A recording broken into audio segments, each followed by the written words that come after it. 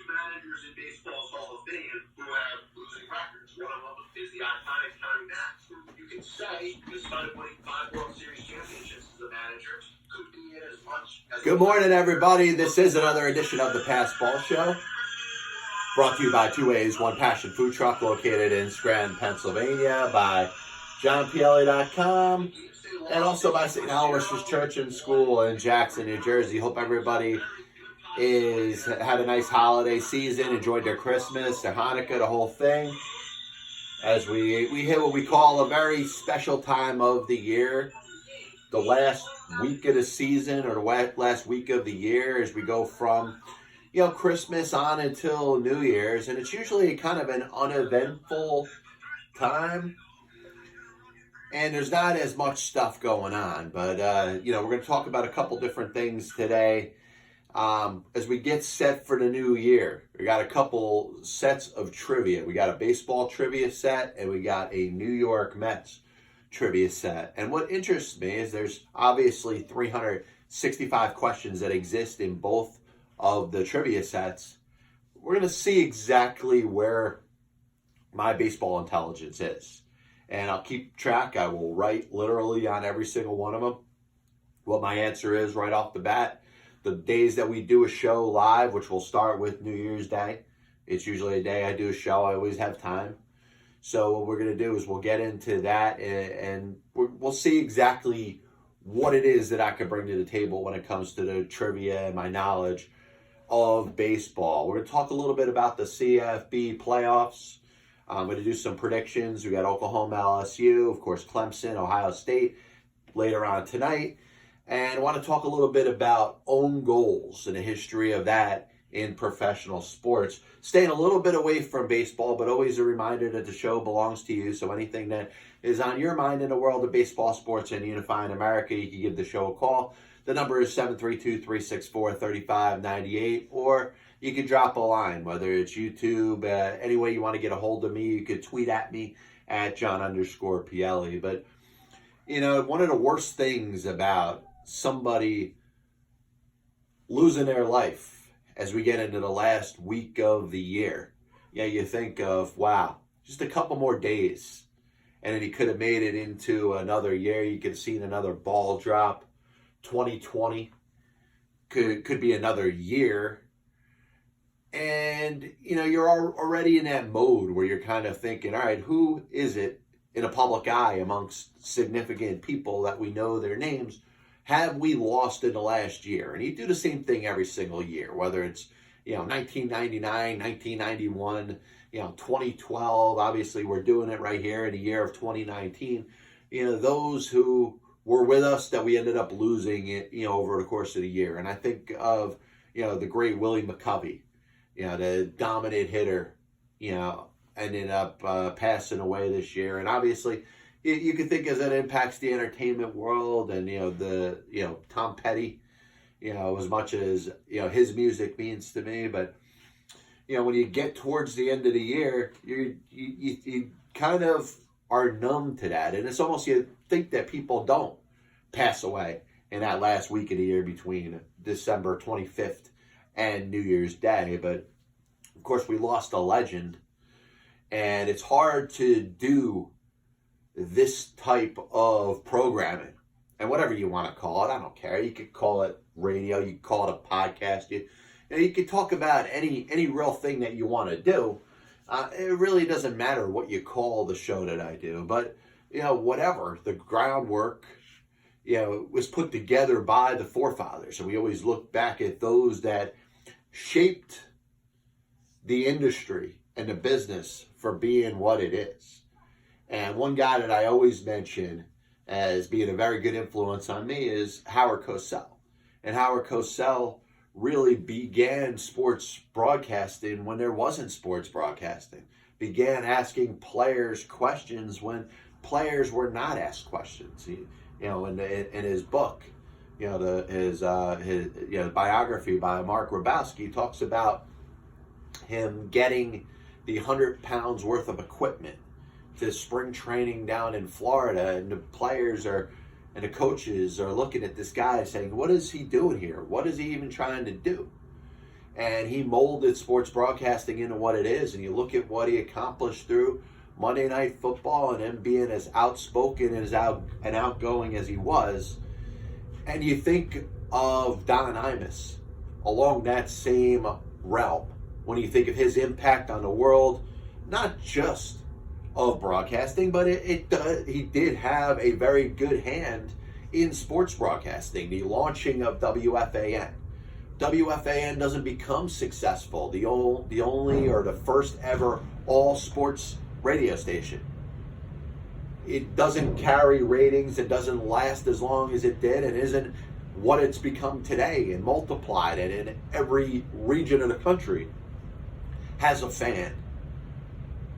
And if it wasn't for Don Imus and his programming kind of bridging the gap between what used to be a talk station, a music station, a news station, to be there to transform sports talk radio into what it is today. Like I said, it doesn't matter to me. I'm nobody.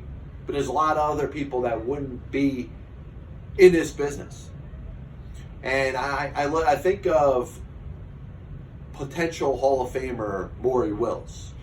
And I'm not going to get into baseball Hall of Fame discussion, but Maury Wills, I think, is a player that if you dissect what he did and his impact to the game of Major League Baseball, you'd realize that his case for the Hall of Fame is pretty strong. And I interviewed Maury probably about 4 years ago, something like that, after the Nashville baseball winter meetings. And I asked him about the art of stolen bases, stealing a base. You know, something that hadn't been done in years. You know, it goes back to the days of the 1800s, but the days of the teens and the 20s, players were stealing more bases. But as we got into the 50s and 60s, it was more about pitching and more about power. There wasn't as much emphasis on that player that went out of their way to steal that base. Of course, Rickey Henderson, Tim Raines in the 80s, bring it back a little bit, Vince Coleman, the whole thing. But, you know, when Maury Wills was stealing bases, nobody else was stealing bases at that pace. So who influenced you? And he mentioned Willie Wells, but he also mentioned a person, and he made sure that he brought up the fact that, hey, if Ty Cobb knew me, he probably wouldn't care for me too much. He wouldn't have liked me too much. But I studied every last thing that Ty Cobb did. And I watched the way that he stole bases. I found any writing that was put up about him, any books, any video or audio that described things that Ty Cobb said about stealing bases and his art and the things that he did. And I learned it and I put it inside of me and I made it part of who I was. And I think very similarly about Don Imus. I think very similarly about Howard Cosell. Don Imus, odds are, if he met me, whether it's within the last year of his life or 5 years ago or 10 years ago when I first got started doing the show, I bet you he wouldn't have cared for me too much. I bet you he wouldn't have had a ton of time to sit there and talk to me. Maybe if I was introduced to him in the right pretense, maybe he would have been a little nicer. And this is a person that I've never met, so I don't know. Maybe those that are huge, Don Imus historians would say something contrary. But while Don Imus may not have necessarily endorsed me or been positive or nice towards me, I look at everything that Don Imus did and I've learned it and I've studied it. He is, in my opinion, a forefather to the world of broadcasting, the world of sports broadcasting, like I said, with the connection to WFAN. And one of the things that Don Imus was able to do was something very similar to what Howard Cosell was able to do. He was able to move the needle. He moved the needle the same way Ed Sullivan and Johnny Carson did. He moved the needle the same way as Dan Rather and Tom Brokaw and Peter Jennings and of course Walter Cronkite. All those people, while they could be considered different, their interests were different, what they did and what they covered were different, but they all moved the needle. And they were all people that you look up to and you say, listen, I want to be able to do it the way that he did it. But the way Don Imus was able to succeed was because of his hard work and dedication. And I'm not going to play the story that, hey, he was this little guy that had no chance. No. He broke into the business, but broke into the business with his absolute best.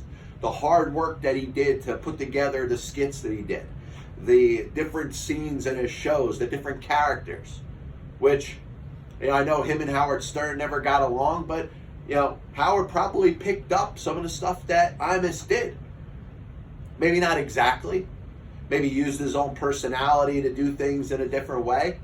But once again, Howard Stern, what's made him successful is his ability to move the needle. But the hard work that an Imus or even a Stern have put into their craft made them what they are. And there's no reason that you could say that Don Imus wasn't successful. Now, those that may want to knock Imus may want to talk about the different mishaps that he had over the course of his broadcasting career. And of course, it all culminates with his statement about the Rutgers women's basketball team. And he said something that he absolutely shouldn't have said. And I'm not going to defend it. I don't think there's any reason to defend it. I think he paid a worthy price of what it is that he said on the air. He lost sponsors. He lost his simulcast. He lost his job on radio. That same job that made WFAN what it was. Now you could, like I said, be a contrarian. You could go after Imus and say that, hey, he was a bad person. You may want to say he was a racist. And that I don't know. I know he came up in a time where more things were said that were a little more acceptable than they were today. Does that mean I'm sticking up for him? Absolutely not. I don't know the level of hate that may or may not have existed within Don Imus. But I do liken some of the things that he said, and I compare it to, let's say, a Don Rickles or a Jimmy the Greek, who are going out there just trying to be funny with that whole humor, saying, yes, it's not right or it's not nice, but it's funny because it's true and it's what people think. And for those that take advantage of stereotypes as they exist, and we know that many people use stereotypes even today in a society where we don't consider it acceptable to say things like that, but they're still thought of. And am I going to judge Don Imus and say that he was a known racist? That I don't know. He might have been.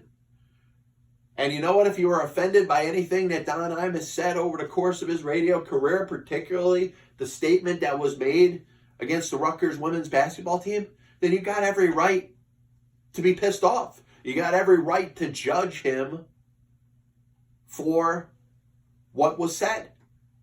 And like I said, he paid a price for it. But the guy dominated the microphone for over 50 years and was one of the best to ever do it. And I look up to him. And you may say, well, how could you look up to somebody that in your mind might be a known racist? That's not what I'm looking up to. And if you're too narrow-minded to see that, I don't really know what to tell you. But Don Imus was a radio legend. And if you are a talk show host, or if you have the gift for gab, or if your dream is to get in front of the microphone, that would be a role model to look up to. Somebody to say, hey, maybe I could move the dial the way Don Imus did. Maybe I could move the dial the way Howard Stern did. Maybe I can move the dial the way Ed Sullivan and Johnny Carson and Walter Cronkite did. Don Imus, the great radio personality, one of the best ever, dead at the age of 79. I was thinking about the CFB playoffs, and you've heard me talk about maybe the need to not lengthen the amount of games that are played or the amount of teams that are involved in it, but to possibly quantify who it is the legitimate national champion. And you say, John, why would you want to get into something like that? We could talk about the SEC and its power that exists over the other conferences in college football. We could talk about the fact that, you know what, the Big Ten, even though it has some very good teams, doesn't get the same attention that the SEC has. You know, you think of the Big 12, well, actually, sorry, the Big 12 is the big, you know, the Big 12, the Big 10, the ACC, the Pac-10, you know, all these other conferences, the Big East, you know, these conferences are big and major and generate a lot of money for the sport of college football. And, you know, after the season's over, after we talk a little college basketball, we could get back in to discuss the discussion of players being paid or compensated for what value they have for the school and the earning and the amount of money that they generate, particularly college football and college basketball players, for the schools that they end up attending. That's a whole different topic. But my thought, and I understand that the conferences do have a ton of value. The conferences, as they exist, bring in so much more money for the NCAA, bring in so much more money for the individual schools. But the problem that I have is that, are we coming out of each college football playoff games today? A couple weeks, you get the games for the national championship between the two teams. One team, will be victorious, and you'll say, hey, that's the national champion of the 2019-2020 season. But even though that team may be undefeated, and 3 of the 4 teams that are in the bowl championship series or the college football playoff are undefeated, so there's a 75% chance, just based off of the teams that are there, that the team that ends up winning the national championship will be undefeated. But is that the true national champion?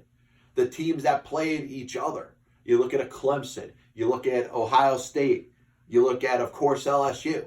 LSU seems like the overwhelming favorite. They're the favorite to beat Oklahoma. Should be the favorite to beat either Clemson or Ohio State for the national championship because they won the SEC. They won that conference that includes Alabama and Georgia. And some of the best teams in the country all play together in that conference. The Auburns of the world.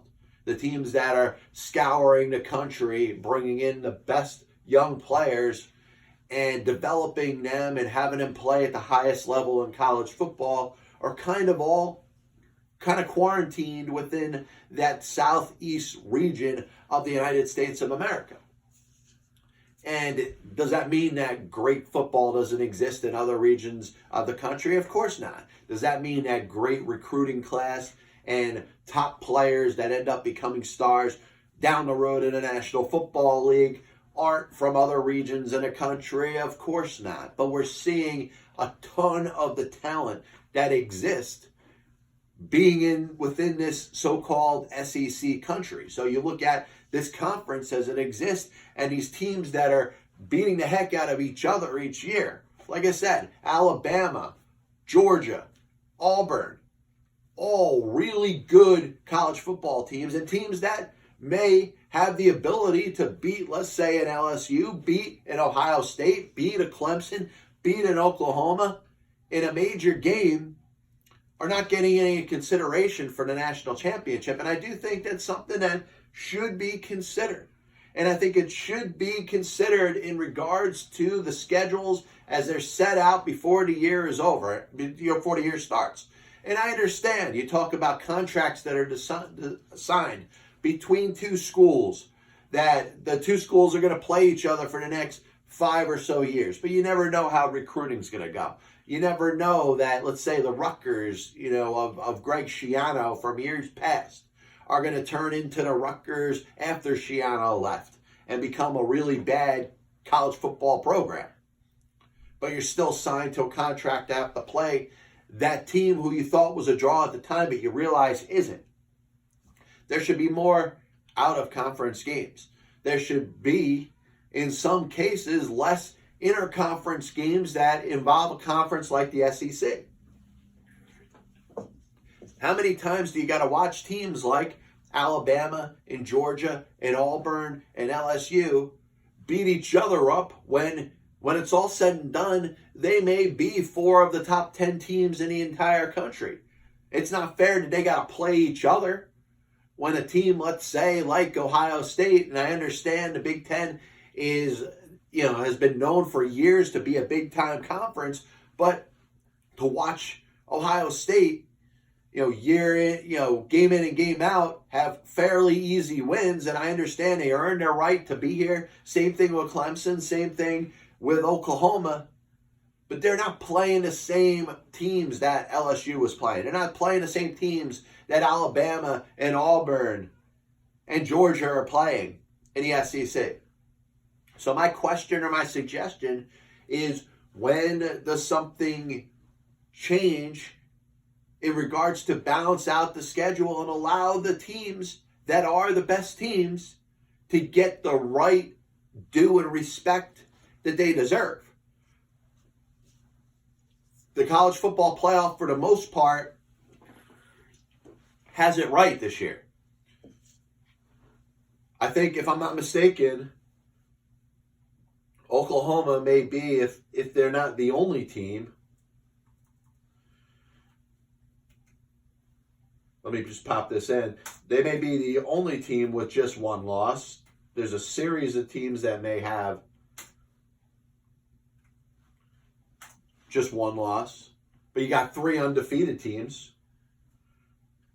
You don't have a ton of talent that's out there in regards to undefeated teams that aren't in the college football playoffs. But you look at Clemson and Ohio State and LSU, you got 3 undefeated teams. So for once, or one of the very few times, you have it right. You don't have that 13-0 or 12-0 team that is coming from a wacky conference that was just so much better than its competition. You feel like you got 3 out of 4 teams, and even 4 out of 4 in Oklahoma, that earn their right to be there. It's not going to be the case every year. And you could still talk about what I just said about the other teams in the SEC that may have lost their opportunity to compete for the national championship just because they got to play too many good teams. Tell me, even if you don't think Alabama belongs this year, tell me you think that Georgia doesn't belong. I understand they lost 2 games, but tell me Auburn doesn't belong. Look at who those teams ended up losing to. Oregon, Utah. They don't get enough respect because maybe they don't have the deepest level of competition that the SEC teams have. But there's still something missing. And in the end, the goal should be the same, and I think it has been for a sport that goes back to the 19th century. The goal has been the same. Have the national champion be the legitimate best team. And I think that's the goal. And the college football playoffs have done a little bit to get there. But the question that I have to throw out there, because I don't think this is the particular solution. You may say the solution is just to add more teams. I don't think so. I think it's to make the schedule a little more balanced and have the best teams have the same strength of schedule. If I knew that Georgia was playing the same schedule as Oklahoma, who was playing the same schedule as Clemson, who was playing the same schedule as Oregon, who was playing the same schedule as Notre Dame, not necessarily the same teams, but to have a certain strength of their competition that was fair.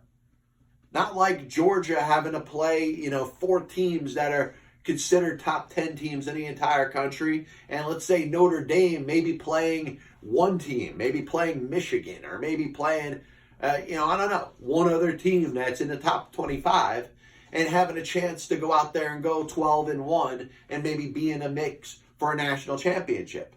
I just want the schedules to be a little more balanced, and I think the minds that be, as they exist in the world of the NCAA and college football, could put their minds together and think of a balanced schedule. And obviously we know down the road recruiting's not going to be the same. Are all the great players going to continue to go to SEC schools? They may. But over time, I would expect recruiting in other different regions of the country to get a little better. And I just think there should be constant evaluation over which programs are doing the best job in recruiting, which programs are doing the best job of putting the best squads on the field year in and year out. And yes, they should have to face each other at some point of the season, but it shouldn't be that unbalanced where certain teams, because of their conference, should have to beat the hell out of each other when they're just about as good all amongst the top teams in the country. And other conferences have teams that one could be so much better than the other, and the record could look better than they really are. And as we get into, as we're trying to set up what we got right here with the college football playoffs, Oklahoma, I really believe, is not getting enough respect. And a lot of it has to do with their defense. They're not known as a good defensive team.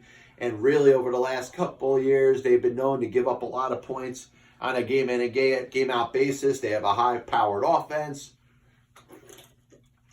with a guy playing quarterback that, it's very easy to respect and want to root for in Jalen Hurts. Jalen Hurts went through his time at Alabama where he's the starter, and he was replaced by Tua Tagovailoa and had to sit the bench and ended up transferring to Oklahoma. It goes to Oklahoma, the same school that had Kyler Murray as their quarterback last year, that had Baker Mayfield as their quarterback 2 years ago. So it's not like Jalen Hurts walked away from Alabama and went to some school where he was the big name on campus. He's trying to fill the shoes of Kyler Murray, who went number 1 overall in the National Football League in the draft last year. He's trying to fill the shoes of Baker Mayfield, who went number 1 overall in the draft the year before. Jalen Hurts is probably not going in the first round of the draft this coming year, but he certainly helped his draft stock. And he took the biggest challenge that he could take by going to Oklahoma and has them in a position where I know the odds are stacked against him, but there's a chance that he could win a national championship. Do I think that Oklahoma beats LSU today? I'd be surprised. I think they keep it close enough. I think LSU will put some points on the board, but I think it's very easy to underrate the fact that Oklahoma is going to be able to score. And I think there's going to be some back and forth. I don't think there's going to be a bunch of lead changes, but I could see in the end Oklahoma getting that touchdown late and turning this into a backdoor cover. So my prediction for the first game, 4 o'clock Eastern today, college football playoffs, I'm taking the points with Oklahoma against LSU. I still think LSU wins, but I could see LSU winning a game by 10 points or less. And like I said, an Oklahoma late score kind of helps them with a backdoor cover. I got LSU, but it's going to be closer than a 13.5 point spread. The other game which we're expecting to be a little bit closer is the 2 undefeated teams, Clemson against LSU. We know there's going to be at least one undefeated team in a national championship game. It's going to be one of these 2 teams.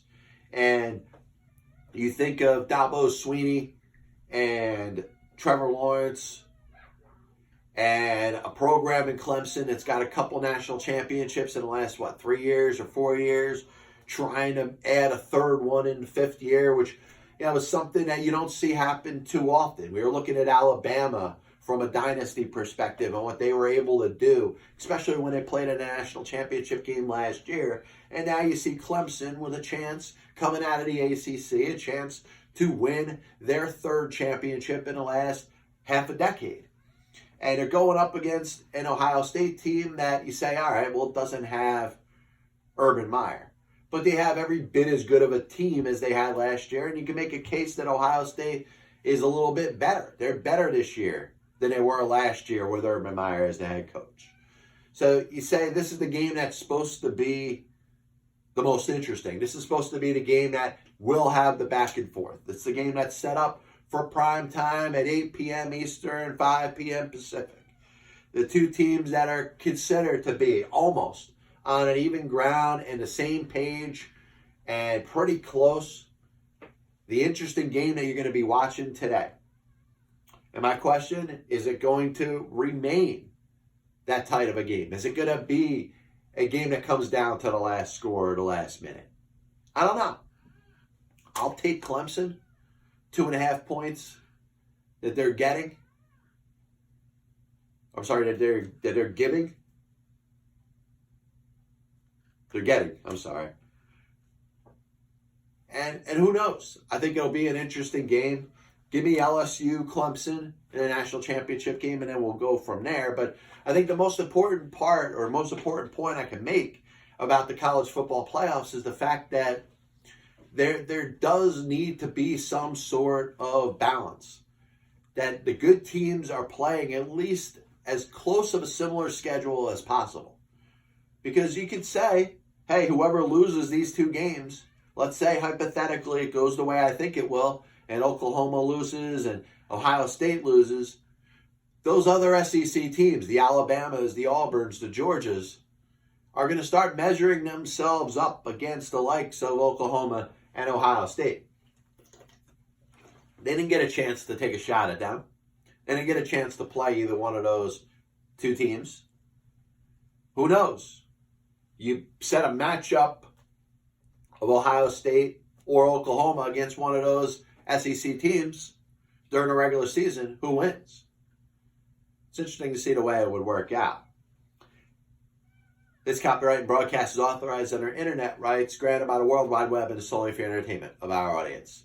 Any publication, reproduction, or other use of the pictures, descriptions, and accounts of this show without the express written consent of the Passball Show, JohnPielli.com, and John Pielli, LLC, is prohibited. Any commercial or other use of the program, such as by charging admission for a showing, is similarly prohibited. So you saw something happen in hockey yesterday that happens every once in a while, but sometimes isn't the determining factor in who wins and who loses a game. I understand we're talking about overtime, so overtime in a regular season in the National Hockey League means that both teams are guaranteed to come out of the game with 1 point apiece. Now, one team's going to win, whether it's during that overtime period or during the shootout, which we know is just the way hockey is now. I'm not into changing things from the way they are right now. I didn't mind regular season ties as they existed in hockey, but that's for a whole nother discussion and a whole nother day.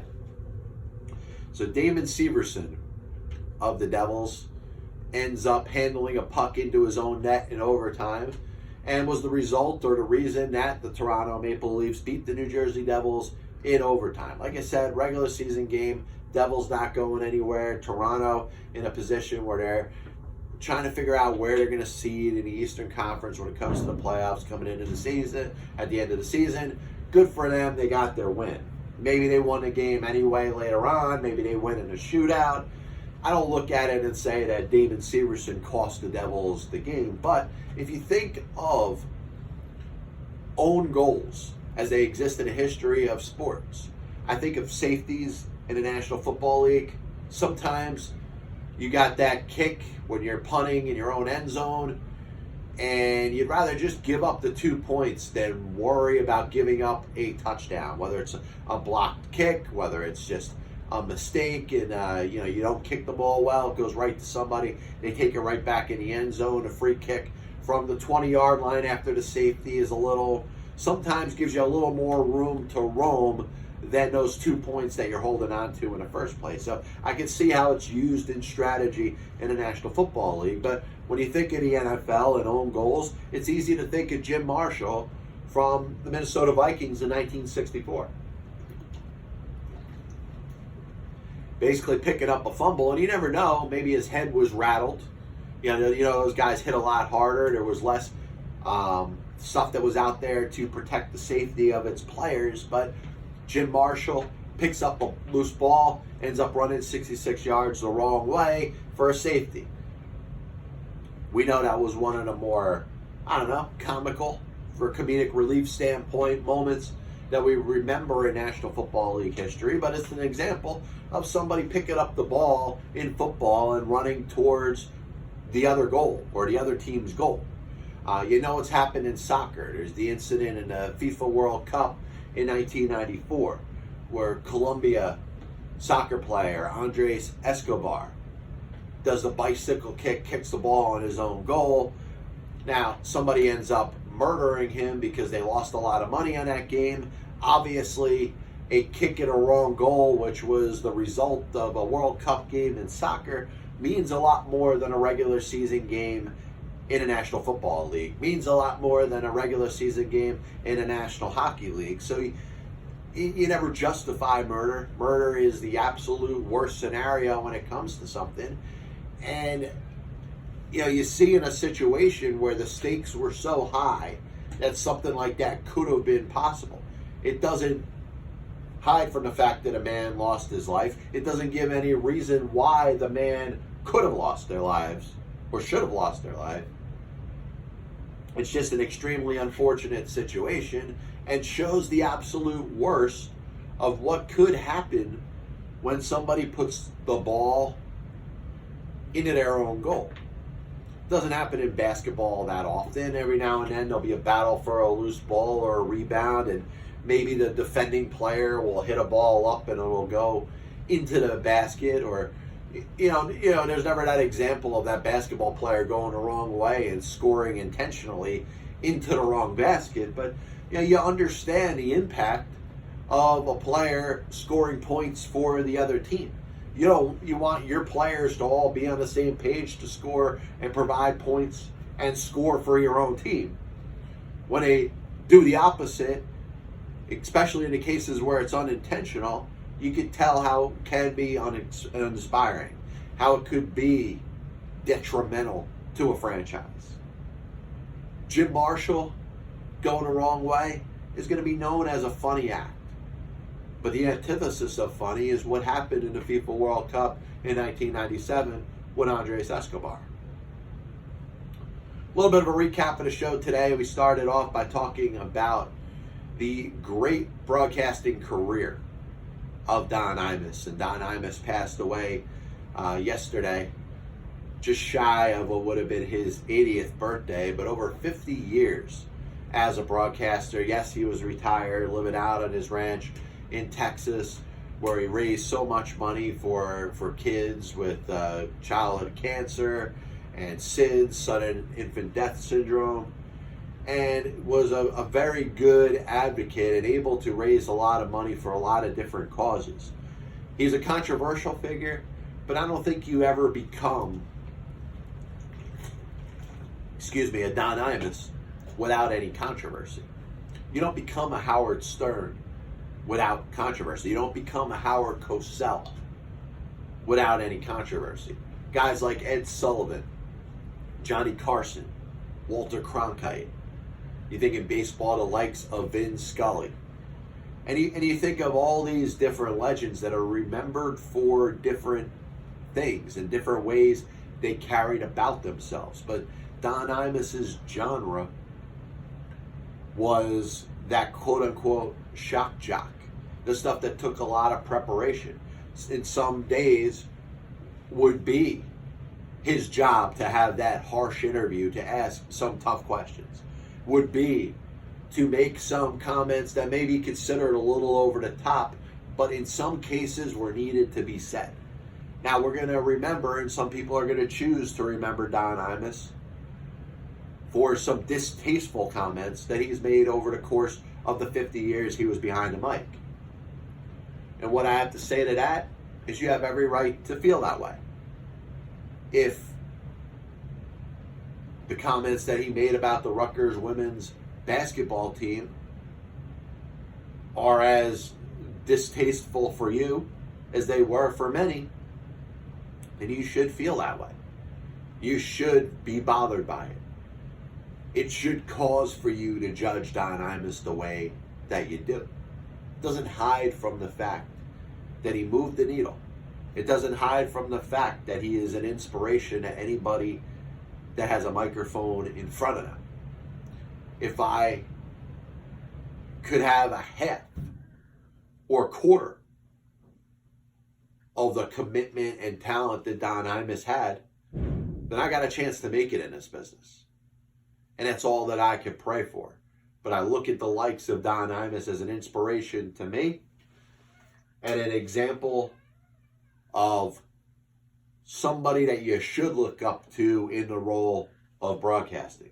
Talked about the college football playoffs, and I'm not against the format, the way it's set up with the 4 teams. I don't think there needs to be any more teams, but I do think there should be some sort of restructure in the regular season to talk about the different types of matchups that you have. You have some teams that have an easier schedule, and some of the better teams are matched up against other better teams because recruiting is a lot better in the Southeastern Conference than it is in the rest of the country. I think you should balance out some games. Maybe the Georgias and Alabamas and Auburns and LSUs and teams like that shouldn't be beating the hell out of each other all year long. Maybe they should have a couple less conference games, not necessarily easier games, but how about balance a game or two with an Oklahoma or an Ohio State? And then you'll get a better barometer for what the best 4 teams are at the end of the season, because those teams are playing each other more often, and there's more of a chance that the best teams will play each other over the course of the regular season. Last thing we talked about, own goals. Damon Severson and the Devils hitting the puck at his own net, losing a game in overtime.